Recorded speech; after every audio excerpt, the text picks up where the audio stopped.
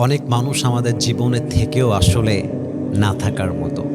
অনেক মানুষের জীবনের অস্তিত্ব আমাদের জীবনে থেকেও যখন অস্তিত্ব ফিল হয় না, তখন বুঝবেন এই সম্পর্কে আসলে কোনো মানে নেই।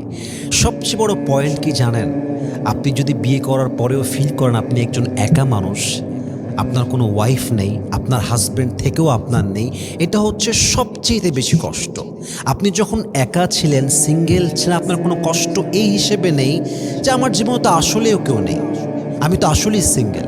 কিন্তু বিয়ের পরে যখন আপনার ওয়াইফ থাকা সত্ত্বেও ফিল হবে যে আমার কষ্টের সময় কাউকে কষ্ট বলবো এরকম কেউ নেই, আমার কষ্টের কথা কাউকে বলবো শুনবে এমন কেউ নেই। যদি হাজব্যান্ড হয়ে এটা ফিল করেন আপনার মতো কষ্টে থাকা মানুষ আর কেউ নেই। যদি আপনি ওয়াইফ হয়ে এটা ফিল করেন যে হাজব্যান্ড আছে, কষ্ট বলবো কেউ নাই, আমার দুঃখের কথা বলবো কেউ নেই, আমার দায়িত্ব নেবে কেউ নেই, বিপদে পাশে থাকবে কেউ নেই, যদিও বা আপনি ওয়াইফ, যদিও বা আপনি হাজব্যান্ড, কিন্তু এই অনুভূতি যদি আপনার থাকে, বিশ্বাস করেন আপনি কোনো সংসারে নেই, আপনি একটা আছেন সিচুয়েশনশিপে। এটা কোনো রিলেশনশিপ হতেই পারে না। এজন্য মাথায় রাখবেন, একজন অনেস্ট হাজব্যান্ড পাওয়া, একজন ভালো স্ত্রী পাওয়া, এটা হচ্ছে জীবনের সবচেয়ে বড় লাকের ব্যাপার, সবচেয়ে বড় কপালের ব্যাপার। জীবনে একজন ভালো স্বামী থাকলে, একজন দিনদার নেককার স্ত্রী থাকলে, আর পুরো জীবনে কেউ না থাকলেও মনে হয় জীবনে অনেক কিছু আছে। আর জীবনে যদি জীবন সঙ্গী ভালো না হয়, জীবন সঙ্গী ফিল না করা যায়, হাজার মানুষ থাকলেও মনে হয় আমার জীবনটা একদম শূন্য হয়ে গিয়েছে। ঠিক কিনা বলেন সবাই আপনারা? আল্লাহ আমাদেরকে বোঝার তৌফিক দান করুন সবাই, আমিন। ইসলাম নারীকে কি অধিকার দিয়েছে, কি সম্মান দিয়েছে, কতটুকু স্ট্যাটাস দিয়েছে ইসলাম, আজকে আমরা in details as much as we can, যতটুকু আমরা পারি আমরা ট্রাই করব পুরো বিষয়টাকে হাইলাইট করার জন্য। রাজি আছেন তো ইনশাআল্লাহ? I think this is most important matter to talk about because there are some misconceptions prevailing in Bangladesh regarding women's right in Islam.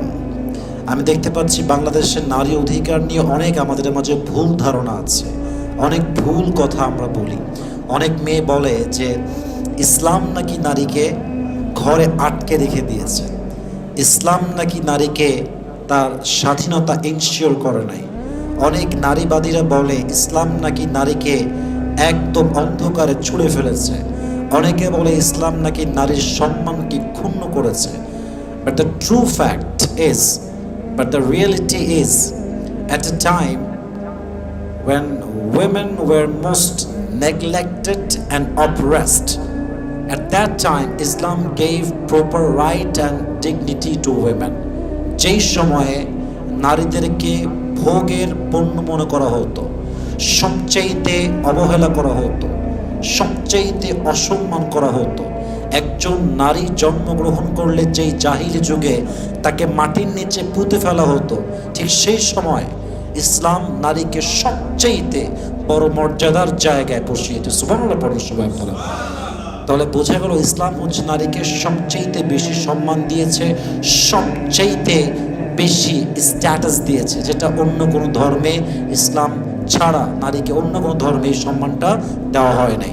তো আজকে আমরা ট্রাই করব কি সম্মান ইসলাম দিয়েছে, কি রাইটস ইসলাম দিয়েছে, কি অধিকার দিয়েছে, এবং আমরা কি করছি, এবং নারীর অধিকার আমরা কোথায় ঘাটতি রাখছি, কোথায় আমরা অধিকারটা পরিপূর্ণ করছি না, এটা আমরা আজকে ইন ডিটেইলস জানার ট্রাই করবো। সকলে মন খুলে বলেন ইনশাআল্লাহ। নারীদেরকে বলা হয়েছে হুন্না লিবাসুল লাকুম ওয়া আনতুম লিবাসুল লাহুন। আল্লাহ তাআলা বলছেন তারা হচ্ছে তোমাদের জন্য পোশাক স্বরূপ। That means your wife is dress for you, they are like a dress. আপনার স্ত্রী হচ্ছে আপনার পোশাকের মতো। আচ্ছা বলেন তো, পোশাকের গুরুত্ব আমাদের জীবনে অনেক বেশি আছে না নাই? আচ্ছা একটা জিনিস খেয়াল করেন যে আল্লাহ তাআলা নারীদেরকে পোশাকের সঙ্গে কেন কম্পেয়ার করলেন, কেন তাশবিহ দিলেন, কেন তুলনা করলেন? কখনো ভেবেছেন যে নারীরা পোশাক কেন পুরুষের জন্য? পোশাক এই জন্য, just try to think about it, just try to ponder on this matter. একটু ভাবেন, আমার পোশাক আমার দেহের প্রত্যেকটা অঙ্গ প্রত্যঙ্গকে, প্রাইভেট যে বডিগুলো আছে এটাকে কভার করছে, আমার লজ্জাস্থান, আমার দেহের প্রত্যেকটা অঙ্গ প্রত্যঙ্গ আমার পোশাক ঢেকে রেখেছে, আমার সম্মানকে আমার পোশাক রক্ষা করেছে। আপনার ড্রেস যেমন আপনার সম্মানকে রক্ষা করে, আপনার মর্যাদা রক্ষা করে, exactly to the same way সেভাবেই আপনার স্ত্রী, আপনার ওয়াইফ, আপনার জীবন সঙ্গিনী প্রত্যেকটা ক্ষেত্রে আপনার চরিত্রকে কভার করার জন্য, চরিত্রকে সুন্দর রাখার জন্য পোশাকের মতো সেও সেম ভূমিকা পালন করে। সুবহানাল্লাহ পড়বেন না আপনারা? তারা মানে নারী হচ্ছে আমাদের জন্য পোশাক এবং আমরা হচ্ছে তাদের জন্য পোশাক। তারা আমাদের সম্মান রক্ষা করবে, তাদের সম্মান আমরা রক্ষা করবো। রাজি আছেন তো ইনশাআল্লাহ? তবে হ্যাঁ, নারীকে আল্লাহ তাআলা পুরুষের জন্য চরিত্রের চরিত্র রক্ষার বড় একটা মাধ্যম বানিয়েছেন, এটা সত্য। But many people ask me যে আমার তো দেখেছি আমার জীবনে অনেক পুরুষকে বউ আছে 3-4টা প্রেম করছে, বউ আছে বাট চরিত্র নষ্ট, বউ আছে স্টিল মেসেঞ্জার অন্য মেয়ের সাথে কথা বলে, বউ আছে কিন্তু এখনো রাস্তাঘাটে মেয়ে থেকে বাজে চোখে তাকায় বেড়ায়। এরকম পুরুষ আমাদের সমাজে আছে না নাই? বলেন আছে না নাই? আছে, অহরহ আছে। তাহলে প্রশ্নের জবাব কি? বউ থাকলে চরিত্র ভালো হয়, এর চরিত্র ভালো হয় নাই কিনা, এটা হচ্ছে প্রশ্ন। এটা আমি আগেও বলেছিলাম একবার যে বাসার ভেতরে বউ থাকলেই পুরুষের চরিত্র হেফাজত হয় না যতক্ষণ পর্যন্ত পুরুষ তার ওয়াইফের প্রতি আসক্ত না হয়। স্ত্রী থাকলেই যে আপনার চরিত্র একেবারে ফুলের মতো পবিত্র হবে, ইটস নট লাইক দ্যাট। আপনাকে আপনার বউকে ঠিক সেই ভালোবাসার জায়গায় রাখতে হবে যেখান থেকে রাখা উচিত ছিল। যদি আপনি রাখতে পারেন তারপরে আপনার চরিত্র ঠিকঠাক হবে। আপনি আপনার বউরে ভালোই বাসেন না, পাত্তাই দেন না, টাইমই দেন না, তো আমার চরিত্র নষ্ট হবে এমনিতে। আপনি যে কোনো মেয়ের দিকে তাকাবেন, আপনি যে কোনো মেয়ের সাথে পরকীয়ায় আপনি লিপ্ত হতে পারেন। It's very simple, very normal. যদি আপনার বউকে মন থেকে ভালোবাসতে পারেন যে আমি আমার বউকে ভালোবাসি এবং আমি জাস্ট তার প্রতি আসক্ত, পৃথিবীতে কোটি নারী থাকতে পারে বাট আমি তাদের একমাত্র ভালোবাসি, আর কারণ আমার ভালোই লাগে না। যদি আপনি এই চিন্তাকে মন মাইন্ডে রাখতে পারেন, আপনি দেখবেন আপনার চরিত্র সত্যি ফুলের মতো পবিত্র হয়ে যাবে। সুবহানাল্লাহ পড়েন সবাই আপনারা। তাহলে বোঝা গেল পোশাকের দাম তখনই থাকবে যখন পোশাককে আপনি মূল্যায়ন করবেন, পোশাককে আপনি ভালোবাসবেন। আপনি যদি সাদা একটা জুব্বা পরেন, ধোয়ার নাম নাই, যত্নের নাম নাই, পড়ে আছেন মাসের পরে মাস, একদিন ধুলেন না, আপনি কোনোদিনও যত্ন করলেন না, পোশাক আপনার ভালো লাগবে, নষ্ট হয়ে যায় পোশাকটা আপনার কাছে। বউ থাকলে হবে না, তার প্রতি আসক্ত হওয়া লাগবে। আল্লাহ আমাদেরকে এটা বোঝার তৌফিক দান করুন, সকলে মন খুলে পড়া আমিন। তবে একটা কথা না বলে পারছি না, আমাদের একটা সমস্যা হচ্ছে যে বউ ভালোবাসলে মানুষে বলে বউ পাগল, এরকম কথা আমাদের সমাজে আছে না নাই? আছে না নাই? বউরে ভালোবাসলে বলে আরে এই তো পাগলা, বউ পাগল, খালি বউরে ভালোবাসে, কিছু বোঝে না, বন্ধু বান্ধব বোঝে না। হ্যাঁ, বউ পাগল কিন্তু একমাত্র চরিত্রবান যুবক হতে পারে। এর কারণ হচ্ছে বউকে ভালোবাসা হচ্ছে নবীজির সুন্নাহ এবং বউকে তার প্রাপ্য বোঝানো হচ্ছে নবীজির সুন্নাহ। বউকে তার যথাসাধ্য যত্ন রাখা এটাও নবীর সুন্নাহ। তো যেই পুরুষকে কেউ বলে যে সে বউ পাগল, এটা বড় সৌভাগ্যের বিষয়, কারণ সে নবীর সুন্নাহকে আদায় করছে। এখন বউ পাগল হতে গিয়ে কাউকে ছোট করা যাবে না, কাউকে অসম্মান করা যাবে না। আমি একজন পুরুষ, আমার জীবনে আমি স্ত্রী পেয়েছি, এটাই খুবই স্বাভাবিক যে আমি আমার বউকে সবচেয়ে বেশি ভালোবাসবো, পাগলের মতো বাসবো। কথা ঠিক কিনা বলেন আপনারা? তো বউ পাগল বললে হতাশ হওয়া যাবে না, নারীকে তার যথার্থ সম্মান আমরা দেওয়ার ট্রাই করবো। রাজি আছেন তো ইনশাআল্লাহ? আসুন আমরা মূল বিষয়টা একটু ভালো করে হাইলাইট করার ট্রাই করি। নারীর অধিকারকে আমি 4 ভাগে ভাগ করব। বলেন সবাই, কয় ভাগ? একটু জোরে বলতে হবে, কয় ভাগ? 4 ভাগ। 1, নারী মেয়ে হিসেবে তার সম্মান কতটুকু ইসলামে আছে, একজন বাবার রাজকন্যা হিসেবে তার সম্মান কতটুকু। 2, একজন নারী স্ত্রী হলে তার সম্মান কতটুকু, 2 নাম্বার ভাগ। 3 নাম্বার ভাগ হচ্ছে একজন নারী বোন হিসেবে তার সম্মান কতটুকু, আরেকজন নারী মা হিসেবে তার সম্মান কতটুকু। কয়টা ভাগ বললাম বলেন তো আপনার প্রিয় ভাইরা? 4টা। 1, নারী অর্থাৎ মেয়ে হিসেবে তার সম্মান কতটুকু ইসলাম দিয়েছে, তার অধিকার কি দিয়েছে।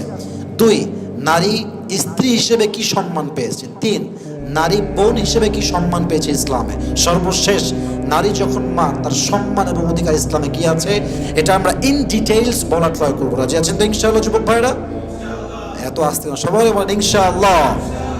আসুন আমরা প্রথমেই জেনে নেই নারীকে মেয়ে হিসেবে ইসলাম কতটুকু সম্মান দিয়েছে এবং কি সম্মান দিয়েছে। মাথায় রাখবেন, নারী যখন কন্যা তখন নারী হচ্ছে রহমত, নারী যখন বোন তখন সে হচ্ছে আমানত, নারী যখন স্ত্রী তখন সে পুরুষের জীবনের সবচাইতে বড় নেয়ামত, আর নারী যখন মা, ইসলাম বলছে নারী যখন মা, নারী হচ্ছে তখন জান্নাত। সুবহানাল্লাহ পড়েন আপনারা। দেখেছেন ধারাটা কত সুন্দর। নারী যখন কন্যা, ইসলাম বলছে কন্যা হচ্ছে রহমত, নারী যখন বোন, ইসলাম বলছে তোমার আমানত, নারী যখন স্ত্রী, ইসলাম বলছে নারী তোমার জন্য বড় নেয়ামত, আর যখন নারী তোমার মা, তার পায়ের নিচেই তোমার জান্নাত। সুবহানাল্লাহ পড়া। এখন আসুন আমরা মেয়ের অধিকার জানি। হাদিসে আসছে একজন মেয়ে যখন জন্মগ্রহণ করে তার মায়ের গর্ভ থেকে, একজন মেয়ে কতটা বরকতপূর্ণ এটা বোঝার জন্য হাদিসে আসছে তার প্রথম সন্তান দেখতে হবে। যদি কোনো নারীর পেটের প্রথম সন্তানই হয় নারী, প্রথম সন্তানই হয় মেয়ে, ইসলাম বলে পুরো পরিবারটাকে আল্লাহ তাআলা বরকত দ্বারা ভরপুর করে দিবে। সুবহানাল্লাহ। কোথায়? নারী যদি কন্যা হয়, ইসলাম তাকে অনেক সম্মান দিয়েছে, নারীকে আল্লাহ তাআলা অনেক সম্মান দিয়েছে। এবার আসুন আর একটি বিষয় বোঝানোর ট্রাই করি।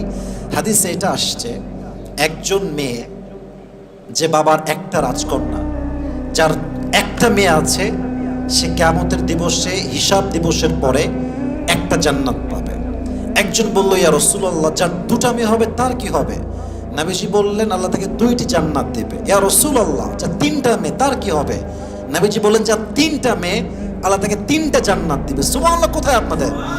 আচ্ছা, এখন কথা হচ্ছে যে যার মেয়ে নাই তার কি হবে? এটা একটা প্রশ্ন হতে পারে। দেখেন, সন্তান দেওয়া না দেওয়া, ছেলে দেওয়া মেয়ে দেওয়া, অথবা কিছুই না দেওয়া, এই সব ক্ষমতার মালিক একজন। আওয়াজ দিয়ে বলেন তো তিনি কে? তবে হাদিসে আসছে যে একটা মেয়ে পেল এবং সে তার যত্ন নিল, তাকে সঠিক জায়গায় বিয়ে দিল, তাকে মানুষের মতো মানুষ করে তুলল, সেই বাবার জন্য আল্লাহ জান্নাতকে ওয়াজিব করে দেয়। সুবহানাল্লাহ। এজন্য আল্লাহ তাআলা নারীর সম্মানকে 1000 গুণ বাড়িয়ে দিয়েছে, কন্যার সম্মান আল্লাহ 1000 গুণ বাড়িয়ে দিয়েছে। অধিকার কি? অধিকার কি? এক, নারীর ব্যাপারে, কন্যার ব্যাপারে, একজন মেয়ের ব্যাপারে আমাদের অধিকারের ক্ষেত্রে সবচেয়ে বড় ফলটা হচ্ছে আমরা তাদের স্বপ্ন পূরণে সহযোগিতার হাত বাড়াতে পারি না। কোনো মেয়ে ডাক্তার হতে চায়, আমরা বলে মেয়ে মানুষ হয়ে কিসের ডাক্তার, হ্যাঁ? ইঞ্জিনিয়ার হবে, মেয়ে মানুষ কিসের ইঞ্জিনিয়ার? ফ্রিল্যান্সিং করবে, মেয়ে মানুষ কিসের ফ্রিল্যান্সিং? কথার শেষ নাই। সমাজে যত দোষ নারীর, অ্যান্ড উই আর কনফার্ম জান্নাতি। হ্যাঁ, পুরুষরা সব কনফার্ম জান্নাতি। আমরা ওয়াজের মধ্যে বলি, যেই মেয়ে তোমার আগে, তোমার সাথে বিয়ের আগে চা কফি খায়, তার চরিত্রের ঠিক নাই, তো তুমি যে খাইলা তোমার চরিত্র কত ভালো? হ্যাঁ, শুধু মেয়ে খায়, তুমি তো খাইছো কফিটা, তোমার চরিত্র কত ভালো। যেই মেয়ে বিয়ের আগে 4 ঘাটের পানি খায়, সে কখনো ভালো মেয়ে হতে পারে না। তুমি যে 20 ঘাটের পানি খাইছো, তোমার চরিত্র কত ভালো। সব দোষ নারীদের দিকে। আবার দেখবেন একটা বিষয় আমি খুবই খেয়াল করেছি, আমরা নারীকে জাস্ট পোশাক দিয়ে ভাগ করে ফেলি। একজন মেয়ে জিন্সের প্যান্ট পরেছে, টি শার্ট পরেছে, হিজাব নেই মাথায়, সে পৃথিবীর সবচেয়ে চরিত্রহীন নারী। In our perspective, from our perspective, আমাদের চিন্তার থেকে। কিন্তু আপনি দেখবেন, this is my personal point of view. I don't know whether you will go to agree or not, but this is my personal point of view. একজন মেয়ে বোরকা পরেও কিন্তু আজকাল 5-6টা প্রেম করে। কথা ঠিক কিনা বলুন আপনারা? তার মানে যে বোরকা পরলে চরিত্রবান, আর বোরকা না পরলে চরিত্রহীন, ব্যাপারটা মোটেও এরকম না। চরিত্রটা ম্যাটার করে হার্টের সাথে, হৃদয়ের সাথে, অন্তরের সাথে। ইন্নাল্লাহা লা ইয়ানজুরু ইলা সুওয়ারিকুম ওয়া আমওয়ালিকুম ওয়া ইন্নাল্লাহা ইয়ানজুরু ইলা কুলুবিকুম ওয়া আমালিকুম। আল্লাহ সুবহানাহু ওয়া তাআলা does not look at your body, does not look at your appearance, your face. আল্লাহ বান্দার চেহারার দিকে তাকান না, আল্লাহ বান্দার বডির দিকে তাকান না। আল্লাহ কি দেখে? দুটো জিনিস। ইন্নাল্লাহা ইয়ানজুরু ইলা কুলুবিকুম ওয়া আমালিকুম।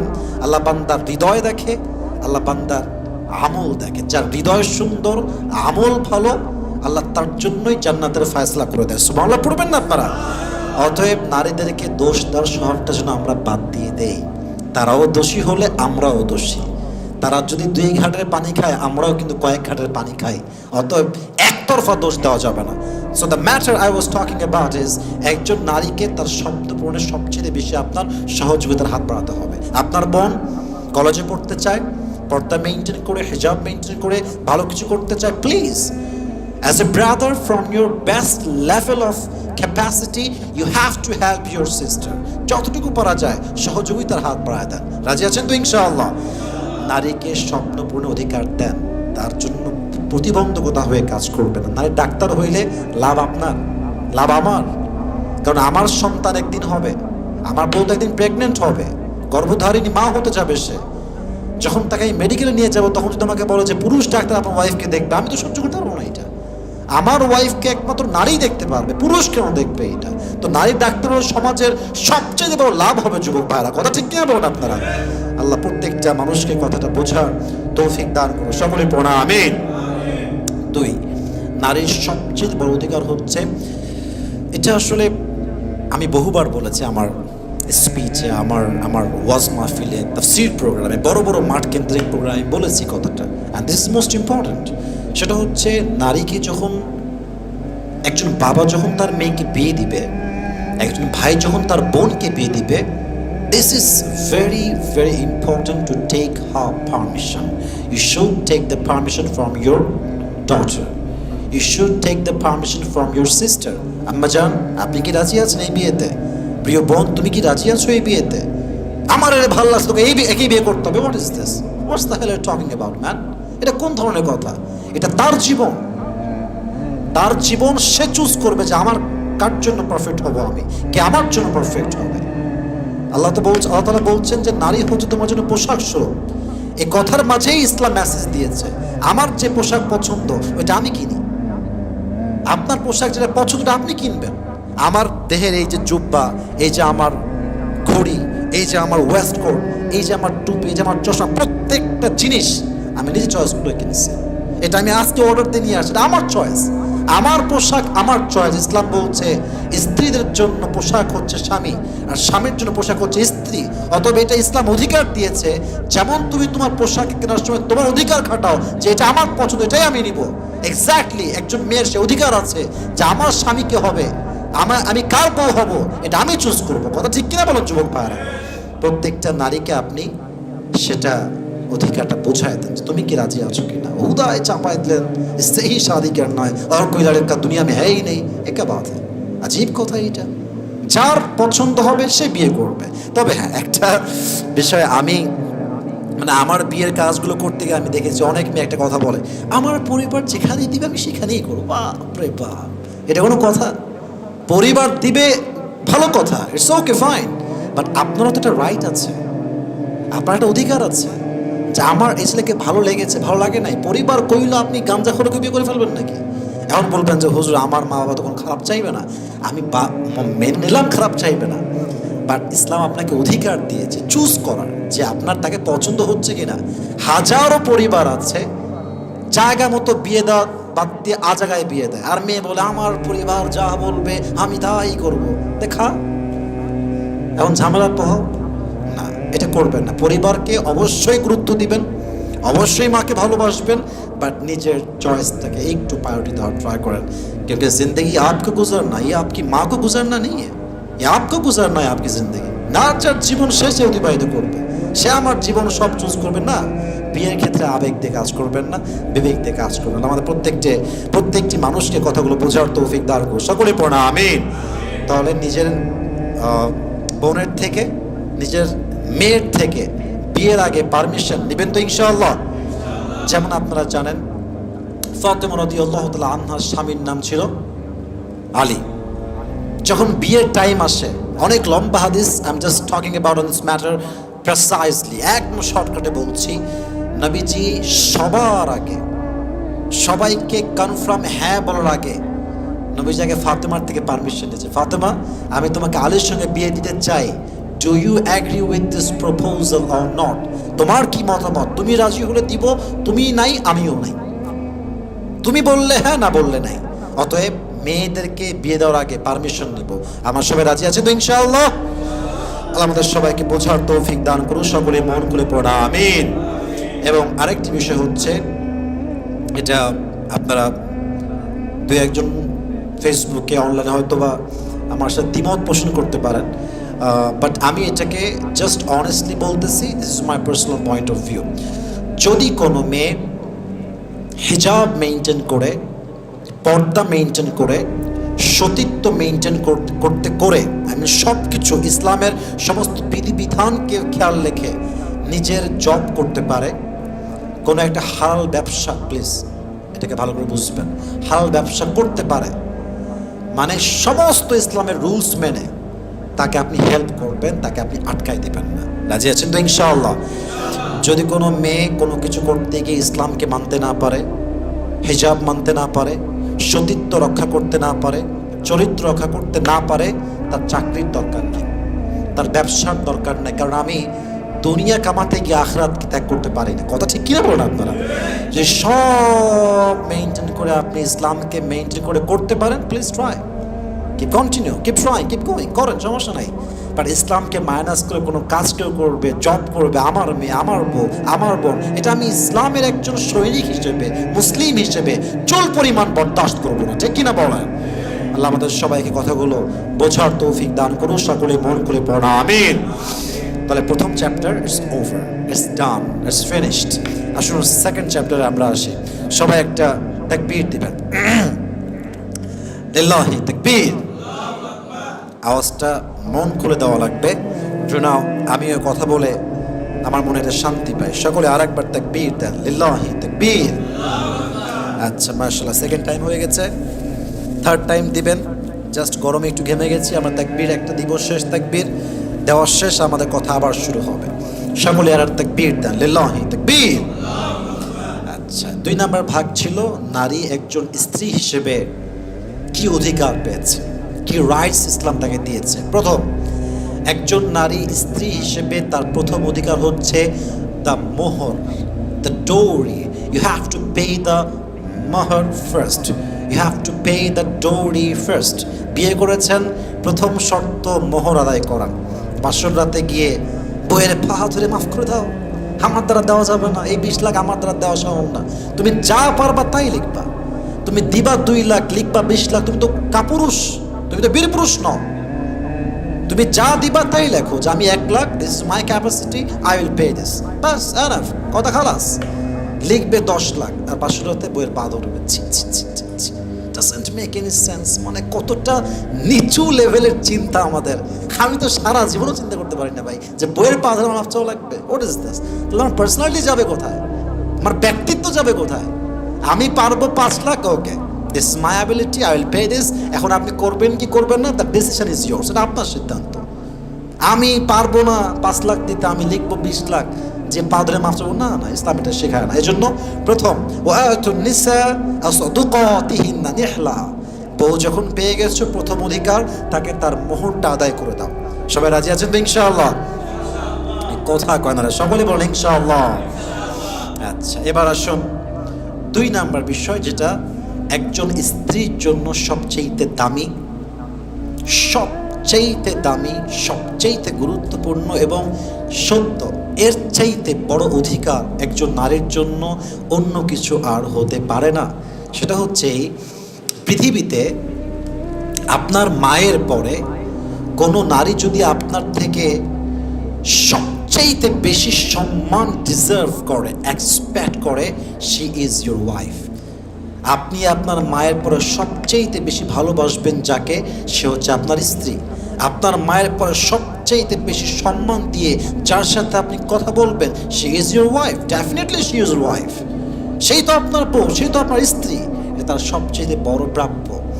2, আরেকটা বিষয় এখানে হাইলাইট করছি, বিষয়গুলো জাস্ট অ্যাড করে বলা ট্রাই করছি। একজন বউ, একজন স্ত্রী, তার সম্মান শ্বশুর বাড়িতে কতটুকু হবে, তার সম্মান কতটুকু দাঁড়াবে, it depends on her husband, how he treats his wife.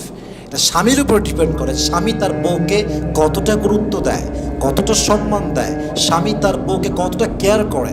যখন স্বামী হবে কেয়ারিং, যখন স্বামী হবে যত্নশীল, যখন স্বামী তার সম্মান যথেষ্টভাবে তার বউকে দিবে, যে আমি তোমাকে সম্মান করছি, আমি তোমাকে কেয়ার করছি, শ্বশুর বাড়ির কেউ বইয়ের সামনে চুল পরিমাণ টু শব্দ করে কথা বলার সাহস পাবে না। কথা ঠিক কিনা বলেন আপনারা?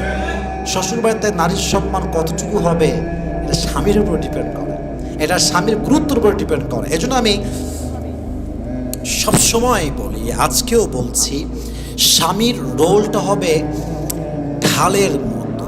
যখন মানুষকে আঘাত করে মানুষ ঢাল দিয়ে সে তরবারির আঘাতকে আটকায়। স্বামীর রোলটা তার স্ত্রীর জীবনে হবে ঢালের মতো। যখনই তার বউকে আশেপাশের মানুষ, শ্বশুর বাড়ির মানুষ আঘাত করা ট্রাই করবে, স্বামী একদম ঢালের মতো তার বউয়ের সামনে দাঁড়িয়ে যাবে আর সবাইকে সতর্ক করে বলবে, খবরদার খবরদার खबरदार, जब तक मैं जिंदा हूं तब तक मेरी बीवी को कोई कुछ कह नहीं सकता। मैं जिंदा हूं इसका मतलब है मैं उसका जिम्मेदार हूं और वो मेरा है, सिर्फ और सिर्फ मेरा है। अगर कुछ कहना है तो मैं कहूंगा, कोई उसे कुछ कह नहीं सकता। আমি যতক্ষণ বেঁচে আছি আমার সামনে আর বউকে কেউ বাজে কথা বলবে, বাজে কটূক্তি করবে, বাজে শব্দ বলবে আর আমি পুরুষ হয়ে সহ্য করব, এটা কষ্টের কালেও সম্ভব না। ঠিক কিনা বলেন আপনারা? সেই পুরুষের সবচেয়ে বড় পুরুষ, বীর পুরুষ, যে তার বউয়ের কটাক্ষ সহ্য করতে পারে না। যার বউকে কেউ বাজে কথা বলবে, আমি দেখেছি অনেককেই, স্বামী বসে আছে পাশে, মাশাআল্লাহ, ননদ এসে বাজে বাজে কথা বলছে বউকে, ভাই বলতেছে, বাইরের লোক বলতেছে, আর সে কাপুরুষ চুপ করে বসে আছে। ওটা কাপুরুষ। তোর বউকে তোর সামনে মানুষ ইনসাল্ট করতে চুপ করে কেন বসে থাকবি? তো প্রতিবাদ করতে হবে। প্রতিবাদ করেন, নিজের বউয়ের জন্য ঢাল হয়ে কাজ করেন, দেখবেন আপনার বউ আপনার জন্য জীবন দিতে প্রস্তুত হয়ে যাবে। ঠিক কিনা বলেন আপনারা? তার মাথায় রাখবেন, একজন পুরুষ নিজের বউকে রাজকুমারের মতো রাখতে পারে তখন যখন সে নিজে একজন রাজকুমার হয়। একজন পুরুষ তার বউকে রানীর মতো রাখতে পারে তখন যখন সে নিজে একজন রাজা হয়। যে পুরুষ কাপুরুষ সে কখনো তার বউকে রানীর মতো রাখতে পারবে না। যে নিজে একজন রাজকুমার নয় সে তার বউকে রাজরানীর মতো রাখতে পারবে না। অতএব যদি বীর পুরুষ হতে চান, রাজকুমার হতে চান, রাজা হতে চান, বউকে রানীর মতো ট্রিট করতে হবে। ঠিক কিনা বলেন যুবক ভাইয়ার আমার? আল্লাহ আমাদের সবাইকে বউকে রানীর মতো ট্রিট করার তৌফিক দান করুন। সকলে মন করে পড়া আমিন। প্রত্যেক ওই স্বামী যে তার বউকে কষ্ট দিয়েছে, কিয়ামতের কঠিন দিনে, কঠিন হিসাব দিবসে তার বউকে সে কেন কষ্ট দিয়েছে, কেন আঘাত করেছে, প্রত্যেকটার হিসাব পাই টু পাই দেওয়া লাগবে। কেন তার বউকে সে কষ্ট দিয়েছে দুনিয়াতে, যতক্ষণ পর্যন্ত সঠিক জবাব সে দিতে পারবে না, সে কিয়ামতের দিন ছাড় পাবে না। আল্লাহ প্রত্যেকটা পুরুষকে নারীর প্রতি যত্নশীল পুরুষ হিসেবে কবুল করো। সকলে পড়া আমিন। তবে কিছু পুরুষ আছে দেখবেন, বইয়ের একটু ভুল পাইলে, একটা ভুল পেয়ে গেলে সারা জীবন খোঁটা দেয়। আবার সেই কথা, সেই ভুলটা মানুষের সামনে গল্প করে যে আমার বইয়ের এই দোষ আছে, এই সমস্যা আছে। ওটা কাপুরুষ, ওটা বীর পুরুষ না। নিজের বইয়ের দোষ ওটা আমি জানবো, আবার আমি সংশোধন করব। যেই নারী তার স্বামীর কাছে এই বিষয়ে নির্যাতিত হয়, জুলুমের শিকার হয়, তার মতো কষ্টে আর কেউ হতে পারে না। এই জন্য প্রত্যেকটা পুরুষের উচিত, যদি বউ ভুল করে আপনি নিজে শুধরায় দেন, বইয়ের বদনাম মানুষের কাছে বলতে যাওয়া যাবে না। আল্লাহ প্রত্যেকটা পুরুষকে বোঝার তৌফিক দান করুন। সকলে মন খুলে পড়া আমিন। তো 2 নাম্বার, সবচেয়ে সুন্দর ব্যবহার পাবে আপনার মায়ের পরে আপনার বউ। রাজি আছেন তো ইনশাআল্লাহ? 3, সবচেয়ে বেশি ভালোবাসতে হবে আপনার বউকে। এটা আপনার ওয়াইফের অধিকার। ভালোবাসা এক জিনিস গোপনে, এবং ভালোবাসাকে প্রকাশ করা এটা আর এক জিনিস। ভালোবাসাও সুন্নাত। আমরা ভালোবাসার কথা শুনলে ভাবে এই তো হুজুর শুরু করলো গার্লফ্রেন্ড আর বয়ফ্রেন্ডের কথা। না না, আমি কখনো এটা মিন করি না। আমি শুধু হাজব্যান্ড ওয়াইফের ভালোবাসার কথা বলি। ভালোবাসাও সুন্নাত, ভালোবাসা প্রকাশ করাও সুন্নাত। কাউকে ভালোবেসে কিছু স্যাক্রিফাইস করা, কিছু ত্যাগ করা, এটাও আসছে, এটাও সুন্নাত। সুবহানাল্লাহ পড়েন সবাই। But that should be to the হালাল ওয়ে। এটা হালাল হওয়া লাগবে, হারাম হওয়া যাবে না। বউকে যে ভালোবাসেন এটা প্রকাশ করেন। এটা হাদিস পড়লাম সেই দিন, আমি অবাক হলাম হাদিসটা পড়ে। একবার নবীজির কাছে ভরা মজলিসের ভেতরে একজন সাহাবী আসলো, এসে বলে, ইয়া রাসূলুল্লাহ, আপনি এই পৃথিবীতে, এই পুরো পৃথিবীতে সবচেয়ে বেশি কাকে ভালোবাসেন?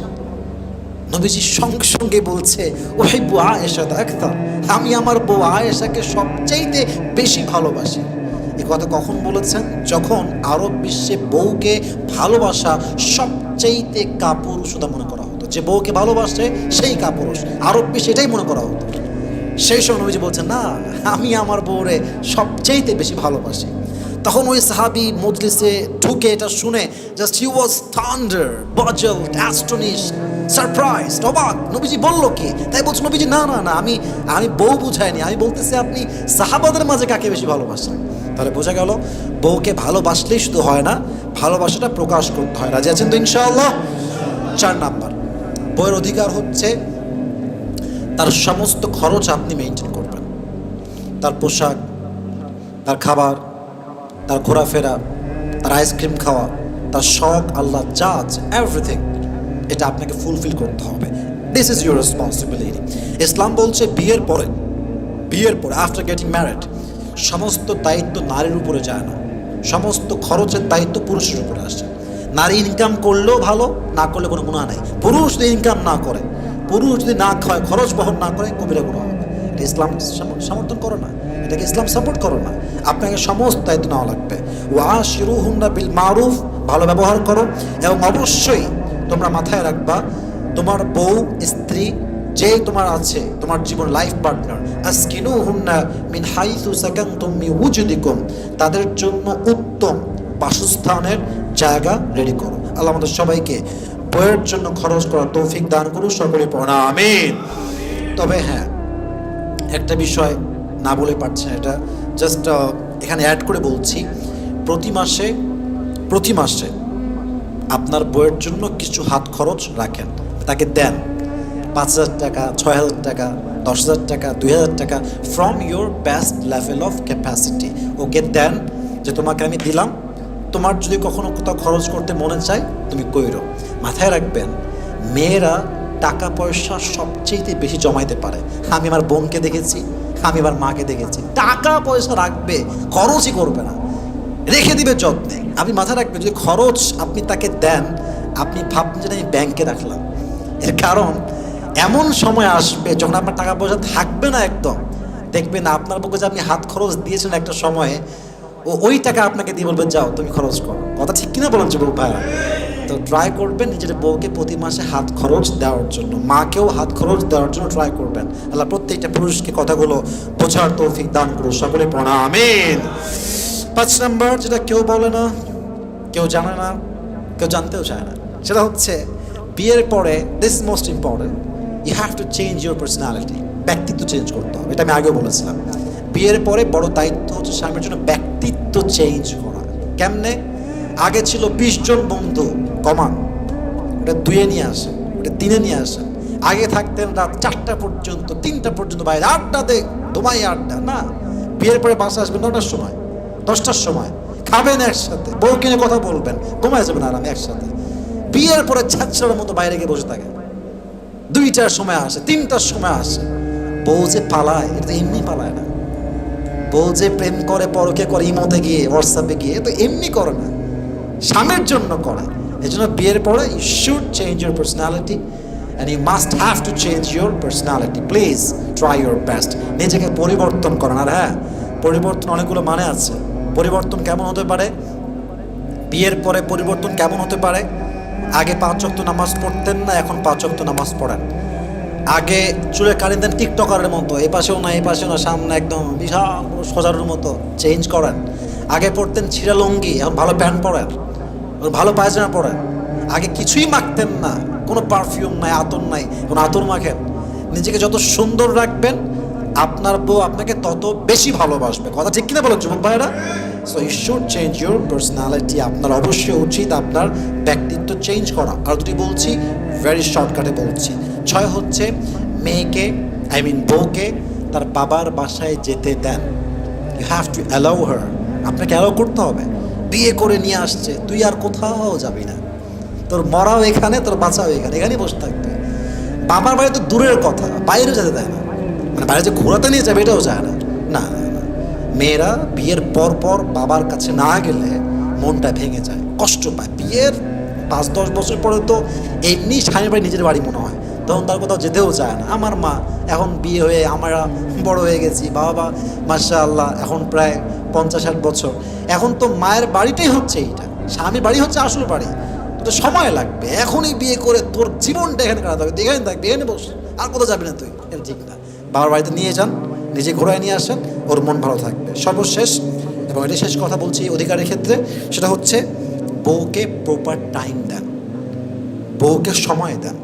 আমি ব্যস্ত ছিলাম, তুমি জানো আমার কত ব্যস্ততা, আমার বস কত খারাপ, তুমি জানো, খালি কল দাও না, এটা করবেন না। যে ভালোবাসতে জানে সে সময় দিতে জানে, আর যে ভালোবাসাই বোঝে না সে সময় দিতেই পারে না, ব্যস্ত, ওই ব্যস্ত, সেই ব্যস্ত, এই কাজ সেই কাজ, ফালতু। তোমার ব্যস্ত কার জন্য? তোমার জব কার জন্য? তোমার চাকরি কার জন্য? তোমার ব্যবসা কার জন্য? বউর জন্যই তো। তুমি যদি ব্যবসা করতে গিয়ে বউকে হারায় ফেলো, তোমার ব্যবসা থেকে ঘোরা আন্ডা হয় মিয়া। যে ভালোবাসতে জানে সে সময় দিয়ে জানে, আর যে ভালোই বাসে না আর খালি বাহানা, এইটা কাজ ওই কাজ, ঘোরার আন্ডার কাজ। আপনি বোঝেন যেই লোকটা 18 ঘন্টা কাজ করতে পারে সে কি হোয়াটসঅ্যাপে এসে আপনার ম্যাসেজটা সিন করে রিপ্লাই দিতে পারে না? পারে। ওই ব্যক্তিত্ব নাই, ওই মনোমাইন্ড নাই, ওই ভালোবাসা নাই। আপনার কি মনে হয় যে একটা মেয়ে এত ব্যস্ত যে সে তার পুরো সময়ের ভিতরে তার স্বামীকে কল দিবে, টাইম মানে কিসে ব্যস্ত? ও কি এমন মহারানী হয়েছে? হ্যাঁ, দেশ আছে প্রধানমন্ত্রী, তাকে তো সময় আছে স্বামীর সাথে কথা বলার, আর তোমার সময় নেই, তাই না? এটা ঠিক না। ভালোবাসার সবচেয়ে বড় দায়িত্বটা হচ্ছে সময় দেওয়া, সময় কাটানো। সময় কাটালে ঘনিষ্ঠতা বাড়ে, সম্পর্ক সুন্দর হয়, একটা ভালো সম্পর্ক হয়। আল্লাহ আমাদের সবাইকে সময় দেওয়ার তৌফিক দান করুন, সকলেই পড়া আমিন।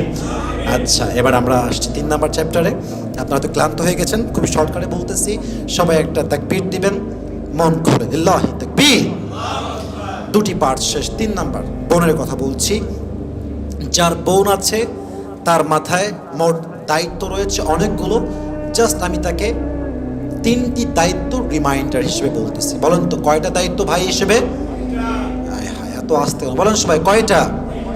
3টা। 1, নিজের বোনকে বাবার সমস্ত সম্পত্তি ভাগ হওয়ার পরে যথাসাধ্য বুঝিয়ে দেওয়া। কথা কি বোঝা যায়? বুঝায় দেন, যা তার প্রাপ্য তাকে দিয়ে দেন। যতটুকু জমি সে পায়, টাকা পায়, ব্যাংক ব্যালেন্স পায়, স্বর্ণ পায়, বুঝায় দেন। একটু গড়বড় করবেন না। নাম্বার 1, বোনের সম্পত্তি বোনকে পরিপূর্ণ বুঝায় দেন। 2, যদি আপনার বোন বিবাহের বয়সে উপনীত হয়, তাকে নিজে মানে ভাই হিসেবে নিজে দায়িত্ব নিয়ে দেশের ভেতরে সবচেয়ে সুন্দর, চরিত্রবান, নামাজি, চরিত্রবান একজন যুবককে খুঁজে বিয়ে দেওয়া, এটা ভাই হিসেবে আপনার দায়িত্ব। ঠিক কিনা বলেন যুবক ভাইরা? আমার বড় বোনের যখন বিয়ে হয় তখন আমি 1 নাম্বার ছ্যাঁচড়া ছিলাম, ঠ্যাটা ছিলাম, ঘাড় ব্যাকা ছিল আমার। আমি বুঝতাম না ভালো মন্দ কী জিনিস। তখনও আমার মনে আছে, আমি এত ঠ্যাটা হওয়ার পরেও আমার বোনের বিয়ে যার সাথে হয়, আমার দুলাভাই, তাকে আমি নিজে কথা বলেছি। আমি এর আগে কোথায় কোনো একটা ওয়াজে বলেছিলাম, নিজে কথা বলেছি, মিট করেছি। আমার খুব ভালো লাগছে, মানে আমার দুলাভাইকে আমার ভালো লাগছে যে ভালো মানুষ, মাশাআল্লাহ, নামাজ কালাম পড়ে, দাড়ি আছে, চাপ দাড়ি, মায়ের খেদমত করে, মাশাআল্লাহ। এবং আমি প্রায় এটা বলি এবং আজকে আমি এটা বলছি, আমার জীবনে আমি আজকে যত উপরে আসছি, যত উপর লেভেলে আজকে আমি আসছি, আজকে আমাকে মিলিয়ন্স অফ ইয়াং পিপল চেনে, হাজার লাখ মানুষ আমার মাহফিলে আসে, আজকে আমাকে মানুষ অনেক ভালো মনে করে, অনেক বড় কিছু মনে করে। আমার সফলতা আমি যা পেয়েছি, কম বেশি যাই হোক না কেন, এখানে আমার অনেক বড় একটা অবদান আছে আমার দুলা ভাইয়ের। আমার কথাবার্তা বলার পেছনে যতটা আমি কোয়ালিফাইড বা স্মার্ট যাই বলো না কেন, আমার দুলা ভাইয়ের অনেক বড় একটা অবদান আছে। আমি দুলা ভাইয়ের থেকে ভাষা শিখেছি, অনেক কিছু ভাইয়ের থেকে আমি শিখেছি। অতএব আমার মনে হয় যে আমি আমার জীবনের সবচেয়ে সেরা জামাইটা আমার বোনের জন্য আমি দিয়েছি, সেরা যুবককে আমি খুঁজে পেয়েছি। যদি আমার অনেক বয়সে বড়, জাস্ট বলতেছি ভাই হিসেবে as much as you can, you have to try your best. আপনাকে চেষ্টা করতেই হবে, বাকিটা আল্লাহর উপরে ভরসা। অতএব বিয়ের সময় যখন আপনার বোনের হয়ে যাবে, ট্রাই করবেন ভাই হিসেবে সবচেয়ে উত্তম চরিত্রবান যুবককে আপনার বোনের জন্য জামাই হিসেবে খুঁজে বের করা। রাজি আছেন তো ইনশাআল্লাহ? এবং তার জন্য দোয়া করলাম, আমাদের সবাইকে বোঝার তৌফিক দান করুন, সকলে পড়া আমিন। 3 নাম্বার, এটা আল্লাহ না করুক, আল্লাহর কাছে দোয়া করে প্রত্যেকের বোনকে সুখে রাখুক। যদি বাই এনি চান্স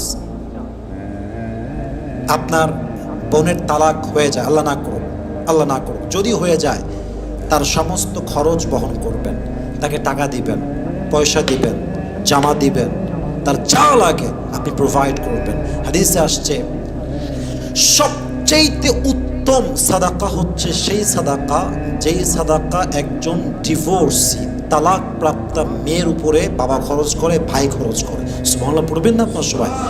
সবচেয়ে উত্তম সাদাকা।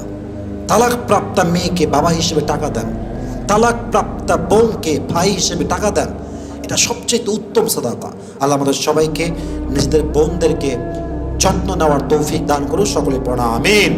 সর্বশেষ কথা, নারীর সম্মান মা হিসেবে কতটুকু? আমি আগেই বলেছি, মা মানেই হচ্ছে আমাদের জন্য জান্নাত।